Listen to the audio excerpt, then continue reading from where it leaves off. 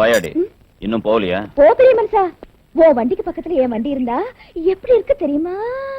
பாரு, இந்த பாடி ரவுடிங்க பாடியோட கபடி ஆனது.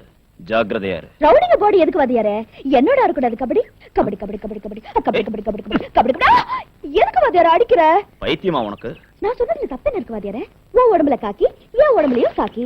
உன் யூனிஃபார்ம்ல போலீஸ் வில்ல, என் யூனிஃபார்ம்ல லைசென்ஸ் வில்ல. உன் கையில லாட்டி, என் கையில ஹாரன். நீ ரவுடிங்ல அடிக்கிற, நான் ஹாரன் அடிக்கிறேன். போய் போய் போய் போய் போய் போய்.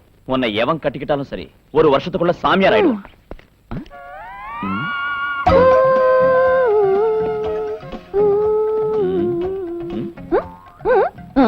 ஓம் வேலையா? ஐயோ நான் இல்ல வாத்தியாரே.